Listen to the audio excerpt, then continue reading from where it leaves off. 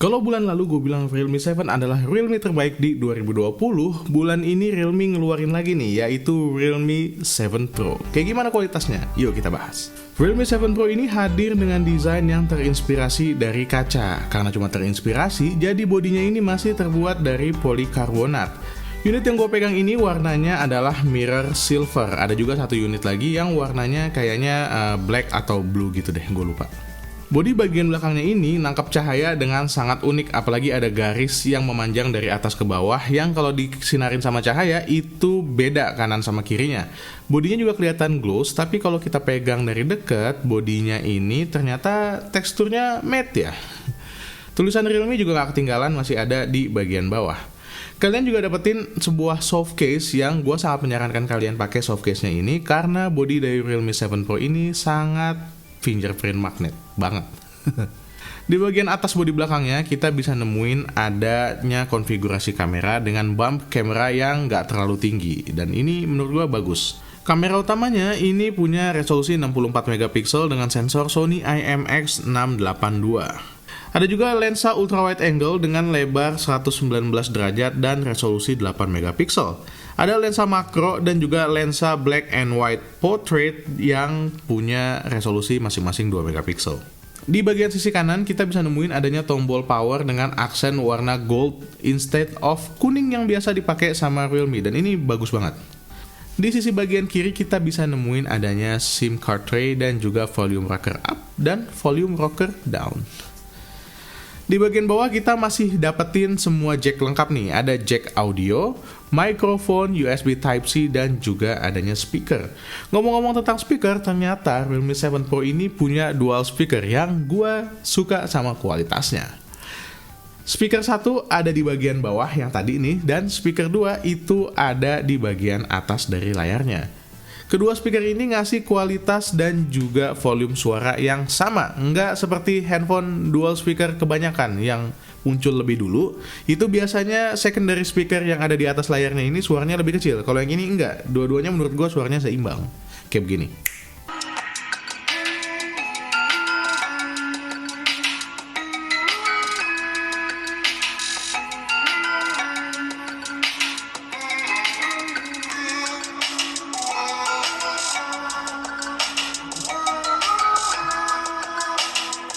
Untuk urusan layar, beda sama Realme 7 yang ngasih refresh rate 90Hz, Realme 7 Pro ini ngasih refresh rate yang cuma 60Hz. Tapi, tunggu dulu. Kalau kemarin Realme 7 meskipun 90Hz dia ngasih panel IPS, Realme 7 Pro ini ngasih panel Super AMOLED 6,4 inci, which is, buat gua, better than IPS. Layar Super AMOLED ngasih warna yang enak di mata, hitamnya juga lebih pekat ketimbang hitamnya layar IPS. Dan ketika gue disuruh milih antara IPS 90Hz dengan AMOLED 60Hz, totally gue akan milih AMOLED 60Hz. Karena sebenarnya untuk 90Hz dengan chipset mid-range kayak begini, itu fungsinya nggak banyak. Kebanyakan cuma untuk fluidity ketika kita masuk ke dalam menu atau sedang berselancar di sosial media. Sisanya nggak ada, karena buat game juga nggak kuat ngangkat sampai 90 fps. Kita balik lagi ngomongin body sedikit ya. Bodinya ini kata Realme udah punya 3 lapisan tahan air. Ada lem yang tahan air, ada ring karet tahan air, dan juga ada pelindung port-port yang juga tahan air.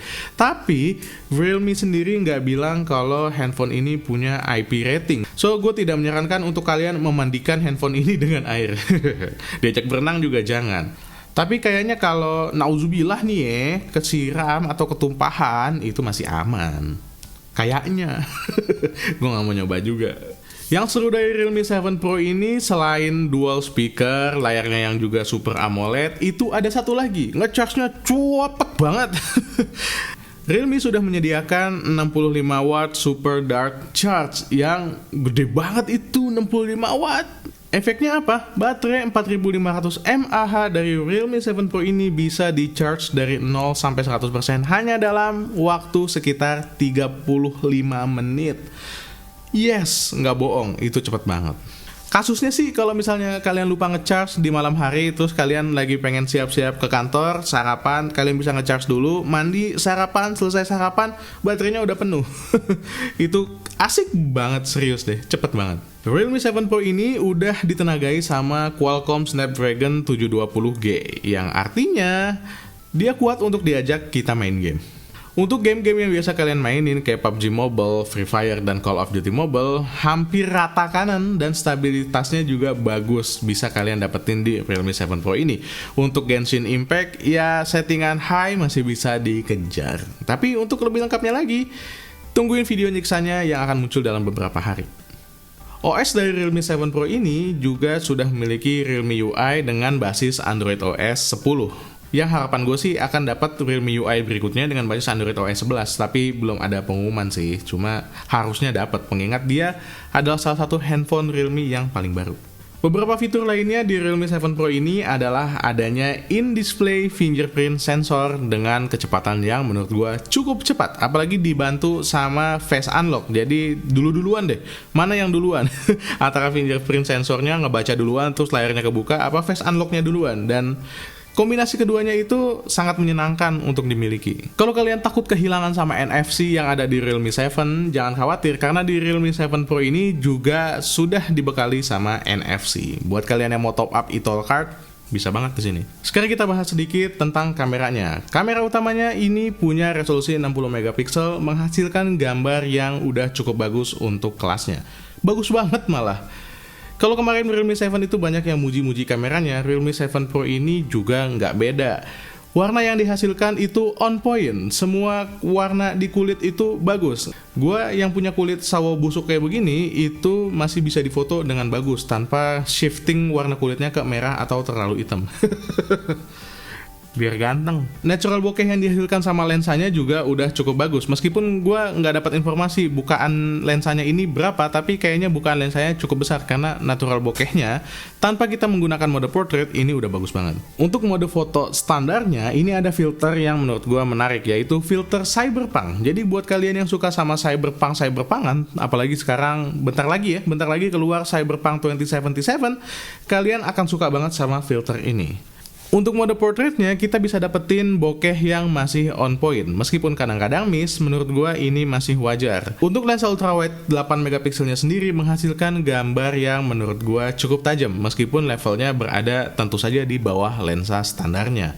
Tapi buat kalian yang mau foto ramean, lensa ultrawide ini karena punya lebar 119 derajat udah cukup bagus. Sekarang beralih ke perekaman video. Untuk perekaman videonya sendiri, Realme 7 Pro ini ngasih sebuah fitur yang namanya Ultra Steady. Meskipun tanpa Ultra Steady pun, Realme 7 Pro ini punya stabilisasi video yang udah cukup bagus.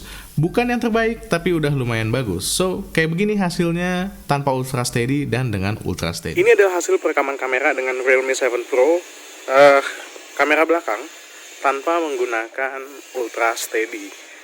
Kalau dipakai jalan kaki hasilnya kayak begini, pakai jalan agak cepat kayak begini, dan kalau tanpa Ultra Steady ini kita bisa pindahin ke zoom 2 kali dan zoom sampai 5 kali. Yang 5 kalinya kayaknya sih nggak usah lah ya.